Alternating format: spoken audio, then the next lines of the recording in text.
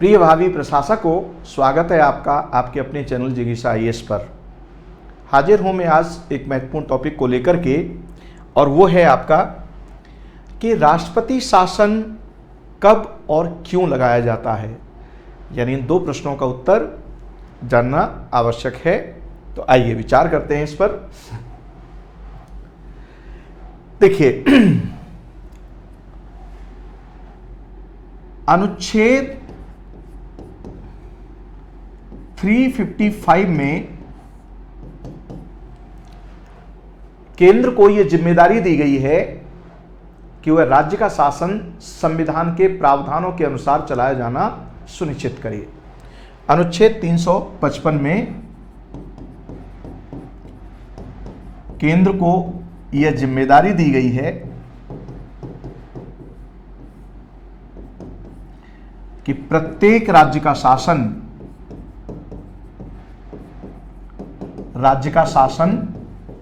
संविधान के अनुसार संविधान के प्रावधानों के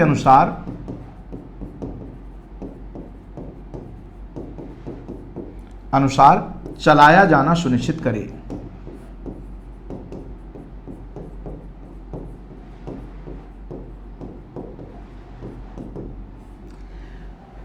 संघात्मक प्रणाली है हमारे यहां पर, आधारतः है केंद्र और राज्य के बीच शक्तियों का बंटवारा है, और केंद्र सरकार है वो आपके राष्ट्रीय स्तर पर कार्य करती है, और प्रांतीय सरकारें हैं वो अपने अपने प्रांत में संविधान द्वारा जो क्षेत्राधिकार परिभाषित किया गया है उसमें स्वतंत्र रूप से कार्य करती हैं संविधान के अनुसार। लेकिन केंद्र सरकार को यह जिम्मेदारी दी गई है अनुच्छेद 355 के तहत कि वह राज्य का शासन संविधान के अनुसार चलाया जाना सुनिश्चित करे। प्रश्न ये उठता है कि राज्य का शासन संविधान के अनुसार नहीं चलाया जा रहा है तो फिर केंद्र सरकार क्या स्टेप उठाएगी, यानी केंद्र सरकार क्या कर सकती है। यानी अपने इस विधिक कर्तव्य के निर्वहन के लिए केंद्र सरकार के पास प्राधिकार क्या है। तो ध्यान से आप समझिएगा, आर्टिकल 355 में केंद्र सरकार को यह विधिक कर्तव्य दिया गया है। अब इस विधिक कर्तव्य की अनुपालना के लिए उसके पास प्राधिकार भी होना चाहिए। तो प्राधिकार की बात, यानी यह हो गया आपका विधिक कर्तव्य, और इस विधिक कर्तव्य की अनुपालना के लिए उसे प्राधिकार दिया गया है अनुच्छेद 356 के तहत।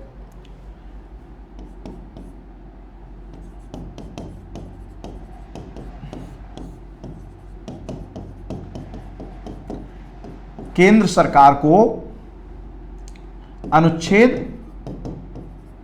356 के तहत, और अनुच्छेद 356 के तहत क्या प्राधिकार है केंद्र सरकार को कि यदि किसी राज्य का शासन संविधान के अनुसार नहीं चलाया जा रहा है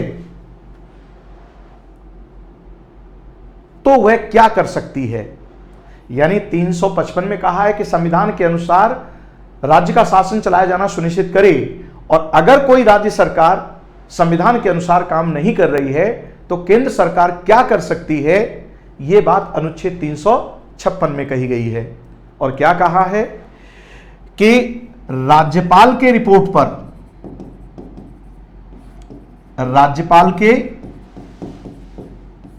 पर या अन्य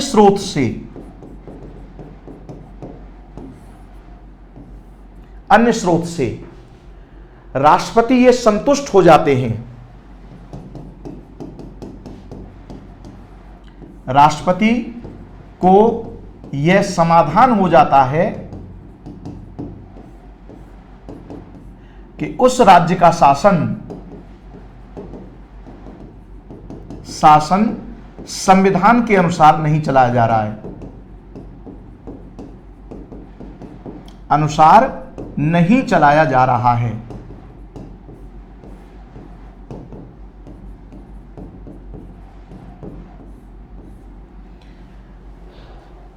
तो वो राष्ट्रपति शासन की उद्घोषणा कर सकते हैं। तो वह उस राज्य में राष्ट्रपति शासन की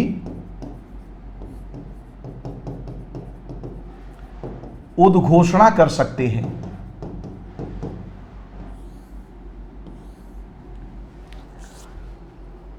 कि भाई इस राज्य में संविधान के अनुसार शासन का संचालन नहीं हो रहा है, तो राष्ट्रपति शासन की उद्घोषणा होगी। अब ध्यान से आप समझिएगा, राष्ट्रपति शासन शब्द का प्रयोग अनुच्छेद 356 में नहीं किया गया है, यह ध्यान रखना। लेकिन अनुच्छेद 356 को जब लगाया जाता है और उसका जो प्रभाव निकल करके आता है, तो उसके आधार पर यह निचोड़ निकलता है कि यह राष्ट्रपति शासन है। कैसे? अब जरा इसको समझिए। तो राष्ट्रपति शासन कब लगाया जाएगा?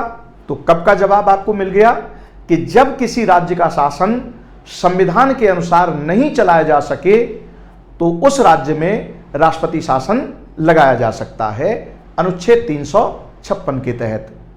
ठीक, अब क्यों लगाया जाता है, प्रश्न ये उठता है, भाई राष्ट्रपति शासन आप क्यों लगाएंगे? तो इस क्यों का जवाब अनुच्छेद 355 में छिपा हुआ है, भाई अपने विधिक कर्तव्य के निर्वहन के लिए। तो राष्ट्रपति शासन की उद्घोषणा की जाती है, और राष्ट्रपति शासन की उद्घोषणा की जाएगी तो क्या होगा इसके तहत? ध्यान से आप समझिएगा कि राज्य सरकार को बर्खास्त कर दिया जाता है,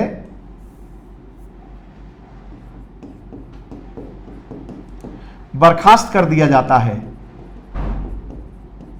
और उस राज्य की कार्यपालिक शक्ति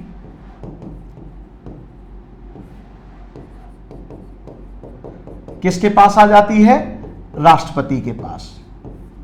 यानी राज्य की कार्यपालिका को बर्खास्त कर दिया जाएगा, यानी मुख्यमंत्री सहित मंत्रिपरिषद को बर्खास्त कर दिया जाएगा, और अब जो ये कार्यपालिक शक्ति का जो प्रयोग ये कार्यपालिका करती थी, अब ये कार्यपालिक शक्ति किसके पास आ जाएगी? राष्ट्रपति के पास आ जाएगी। एक स्टेप तो ये उठता है इसमें। दूसरा स्टेप क्या उठाया जाता है? ध्यान से आप समझिएगा। दूसरा स्टेप ये है कि उस राज्य की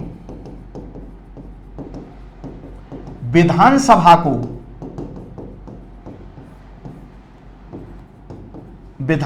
को विघटित कर दिया जाता है। तो अब विधानसभा के कार्य कौन करेगा भाई? विधायिका के कार्यों को कौन करेगा? तो राज्य की विधायिनी शक्ति संसद के पास चली जाती है। किसके पास? संसद में निहित की जाती हैं। और यहां एक बात नोट कर लीजिएगा कि संसद को यह अधिकार है कि राज्य सूची, यानी राज्य की जो विधायिका है उसका जो क्षेत्राधिकार है उस पर संसद के पास वो शक्तियां आ जाती हैं। तो संसद इन शक्तियों को या तो राष्ट्रपति को या किसी अन्य प्राधिकारी को प्रदत्त कर सकती है।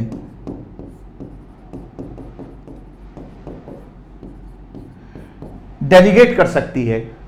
अब ध्यान से आप समझिए, राज्य सरकार को बर्खास्त कर दिया तो राज्य की कार्यपालिक शक्ति राष्ट्रपति के पास, राज्य विधानमंडल का विघटन हो गया, यानी विधानसभा विघटित हो गई, तो फिर अकेले विधान परिषद, अगर द्विसदनीय विधानमंडल है किसी राज्य में, तो विधान परिषद तो अब अकेले कुछ कर नहीं सकती, तो विधानमंडल का विघटन हो गया।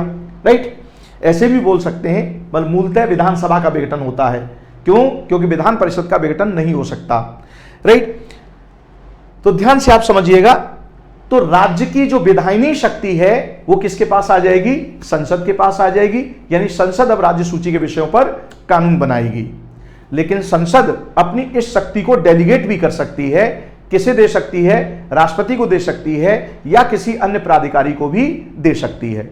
अब ध्यान से आप समझिएगा, अब अन्य प्राधिकारी का तो कोई मतलब नहीं बनता है, संविधान में यह लिख दिया गया है, लेकिन सामान्यतः संसद करती क्या है, यानी प्रस्ताव में यह लिख दिया जाता है कि कार्यपालिक शक्ति राष्ट्रपति को दी जाती है, विधायिनी शक्ति संसद में निहित की जाती है, और संसद इनमें से इन शक्तियों को, जो भी है या सभी शक्तियों को, किसको प्रदत्त कर रही है? राष्ट्रपति को। तो अब राष्ट्रपति के पास विधायिनी शक्ति भी आ गई और विधायिनी शक्ति भी आ गई, तो अब ये क्या हो गया? दोनों प्रकार की शक्तियां आ गई। अब ध्यान से आप समझिएगा, अब राज्य का जो शासन है वो किसके अनुसार चलाया जाएगा? ध्यान दीजिएगा, यानी राज्य का अब शासन संविधान के अनुसार चलाया जाना सुनिश्चित किया जाएगा। किसके द्वारा? केंद्र सरकार के द्वारा, क्योंकि राज्य सरकार को क्या कर दिया आपने? बर्खास्त कर दिया। राज्य विधानसभा को आपने विघटन कर दिया कि भाई आपकी जिम्मेदारी थी कि राज्य का शासन संविधान के अनुसार चलाया जाए, और आपके रहते हुए, क्योंकि आप निर्वाचित सरकार हैं, आपके रहते हुए संविधान का यानी संविधान के अनुसार शासन नहीं चल रहा है, तो आपको क्यों रखा जाए? राइट? इसलिए उनको हटा दिया जाता है और उनको हटा करके शासन अपने हाथ में ले लिया जाता है, और अपने हाथ में लेकर के अब उस विषय वस्तु को ठीक किया जाता है जिसकी वजह से राज्य सरकार काम नहीं कर पा रही थी। यानी आपको यह बताना पड़ेगा कि राज्य का शासन संविधान के अनुसार नहीं चलाया जा रहा है, तो वो आधार क्या है? यानी आपने ये कैसे बोल दिया कि राज्य का शासन संविधान के अनुसार नहीं चल रहा है? तो वो वजह बतानी पड़ेगी। तो राज्य का शासन जब आप अपने हाथ में ले लेंगे तो उस वजह को आप ठीक करेंगे जिस वजह से राज्य का शासन संविधान के अनुसार नहीं चल रहा था। जब वो वजह ठीक हो जाएगी तो अब आप क्या करेंगे कि अब वहां पर पुनः चुनाव कराया जाएगा, और चुनाव करा करके राज्य की जो विधानसभा है उसका गठन होगा, और फिर वो मंत्रिपरिषद का गठन करेगी, और इस प्रकार राज्य में राष्ट्रपति शासन क्या हो जाएगा? समाप्त हो जाएगा, जैसे ही चुनाव कराए जाएंगे। Are you getting the things? तो ध्यान से आप समझिएगा कि राष्ट्रपति शासन कब लगाया जाता है? जब राज्य का शासन संविधान के अनुसार नहीं चलाया जा सके। क्यों लगाया जाता है? क्योंकि अनुच्छेद 355 के तहत केंद्र सरकार की यह जिम्मेदारी है कि वह राज्य का शासन संविधान के अनुसार चलाया जाना सुनिश्चित करे।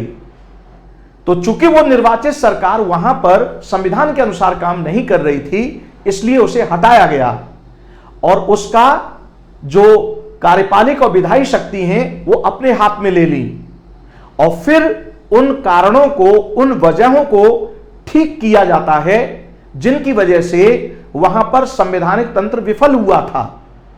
और जब वो ठीक हो जाता है, अब 6 महीने लगे हैं आपको, 1 साल लगे आपको, लेकिन 3 साल से अधिक नहीं। यहां ये कंडीशन है अनुच्छेद 356 में कि भाई कितने दिन तक आप उसे ठीक करेंगे, कितना समय लेंगे उसको ठीक करने में केंद्र सरकार। तो एक बार में 6 महीने का समय दिया गया है। अगर 6 महीने के अंदर आप ठीक नहीं कर पाते हैं तो फिर आप संसद से प्रस्ताव पारित करा करके 6 महीने और बढ़ा दीजिए, तो 1 साल के अंदर ठीक कर दीजिए। अब प्रश्न ये उठता है कि मान लीजिए 1 साल के अंदर भी ठीक नहीं हुआ तो क्या होगा? तो अब आप 1 साल से अधिक अपने हाथ में शासन को तभी बनाए रख सकते हैं जब राष्ट्रीय आपात की स्थिति हो और निर्वाचन आयोग यह कह दे कि राज्य में चुनाव नहीं कराए जा सकते। तभी आप 1 साल से अधिक राज्य के शासन को अपने हाथ में रख सकते हो, यानी राष्ट्रपति शासन कंटिन्यू रख सकते हो, अन्यथा नहीं। और अगर ऐसे हालात पैदा हो गए हैं तो ऐसी स्थिति में भी 3 साल से अधिक आप नहीं रख सकते। तो ध्यान से आप समझिएगा, एक बार फिर आप से स्पष्ट किया जाता है कि राष्ट्रपति शासन राज्य में कब लगाया जाता है? जब राज्य का शासन संविधान के अनुसार नहीं चलाया जा सके। दूसरी बात, क्यों लगाया जाता है? क्योंकि अनुच्छेद 355 के तहत यह केंद्र सरकार का विधिक कर्तव्य है कि वह राज्य का शासन संविधान के अनुसार चलाया जाना सुनिश्चित करे।